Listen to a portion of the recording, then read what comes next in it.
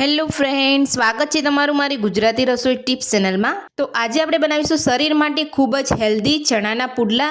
તો આ ચણાના પુડલા તમે ઘરે ખૂબ જ આસાનીથી અને ઓછા સમયની અંદર બનાવી શકો છો। તો આ પુડલાને તમે ઇન્સ્ટન્ટ બનાવી નાસ્તામાં અને ડિનરમાં પણ ખાઈ શકો છો। તો ચાલો આપણે અહીંયા ચણાના પુડલા બનાવવાનું શરૂ કરીએ। તો ચણાના પુડલા બનાવવા માટે મેં અહીંયા 1 વાટકી ચણા લીધા છે। તો આ રીતના તમારે અહીંયા ચણાના ઉપરના છોડા કાઢી અને લઈ લેવાના છે। જો તમારી પાસે હળદર મીઠાવાળા ચણા હોય તો તમે એ પણ લઈ શકો છો, પણ ચણાના જે ઉપરના છોડા આવે છે એ તમારે કાઢી લેવાના છે। તો હવે આપણે આ ચણાને એક મિક્સર જારની અંદર લઈ અને બધા જ ચણાને આપણે એકદમ પાવડર એટલે એકદમ સરસ રીતે અહીંયા બારીક પીસી લઈશું। ચણાને આપણે મિક્સર જારની અંદર લઈને પીસી લીધા છે। તો હવે આપણે ચેક કરી લઈશું। તમે જોઈ શકો છો આપણા ચણા એકદમ સરસ રીતે પીસાઈ ગયા છે। તો હવે આપણે એક બાઉલની અંદર કાઢી લઈશું। તો સાથે જ આપણે અહીંયા અડધી વાટકી જેટલો ઘઉંનો લોટ ઉમેરીશું। ઘઉંનો લોટ ઉમેર્યા પછી આપણે આદુ લસણની પેસ્ટ ઉમેરીશું। તમે અહીંયા મરચાંની પેસ્ટ લેવા માંગતા હોય તો તમે એ પણ લઈ શકો છો, અને તમે અહીંયા લસણ ના ખાતા હોય તો તમે લસણને સ્કીપ કરી શકો છો। તો સાથે જ આપણે અહીંયા છીણેલું ગાજર ઉમેરીશું। ઝીણી સમારેલી ડુંગળી ઉમેરીશું। ઝીણા સમારેલા લીલા ધાણા લઈશું। થોડી લીલી ડુંગળી લઈશું। તો તમારી પાસે આ રીતની લીલી ડુંગળી ના હોય તો તમે સ્કીપ પણ કરી શકો છો। 2 ચમચી મોરું દહીં લઈશું। તમારી પાસે મોરું દહીં ના હોય તો તમે ઘરની મલાઈ પણ લઈ શકો છો। નાની અડધી ચમચી જેટલું જીરું ઉમેરીશું। થોડી હળદર ઉમેરીશું। નાની 1 ચમચી જેટલું ધાણા જીરું પાવડર ઉમેરીશું। તીખાસ માટે 1 ચમચી લાલ મરચું ઉમેરીશું। સ્વાદ પ્રમાણે મીઠું ઉમેરીશું। તો જો તમે અહીંયા હળદર મીઠાવાળા તમે અહીંયા ચણા લેતા હોય ત્યારે તમારે અહીંયા મીઠું ધ્યાન રાખીને ઉમેરવાનું છે। તો હવે આપણે બધું મિક્સ કરી લઈશું।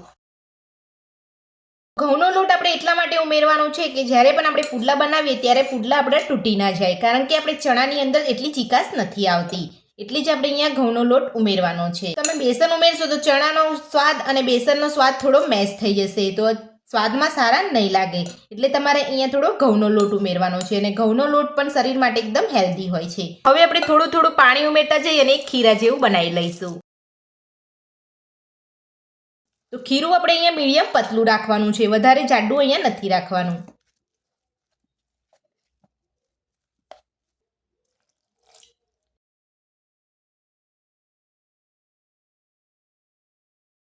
તો આ રીતે તમારે થોડું થોડું પાણી ઉમેરતા જઈ અને ખીરું બનાવી લેવાનું છે।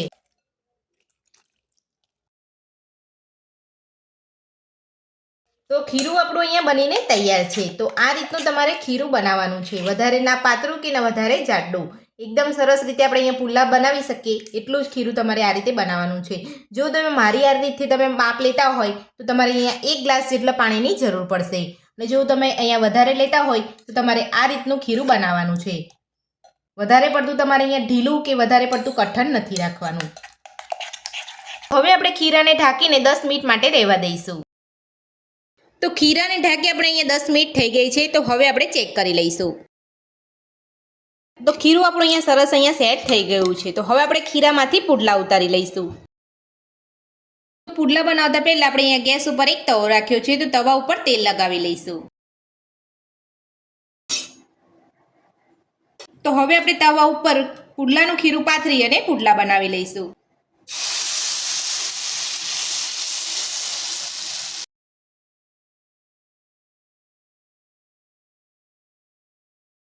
તો પુડલાની ચારો બાજુ આપણે થોડું તેલ લગાવી લઈશું અને પુડલાને મીડિયમ ફ્લેમ ઉપર આપણે થવા દઈશું।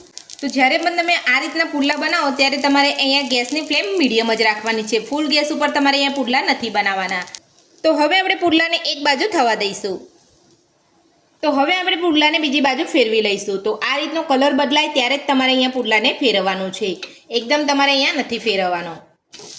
તો તમે જોઈ શકો છો એકદમ સરસ અહીંયા કલર આવ્યો છે। તો હવે આપણે એ જ રીતે આપણે ચારે બાજુ આપણે તેલ લગાવી લઈશું, અને પુડલાને ફેરવ્યા પછી તમારે ઉપર પણ અહીંયા તેલ લગાવી લેવાનું છે।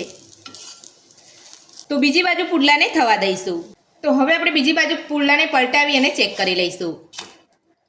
તો બીજી બાજુ પણ આપણે તેલ લગાવી લઈશું।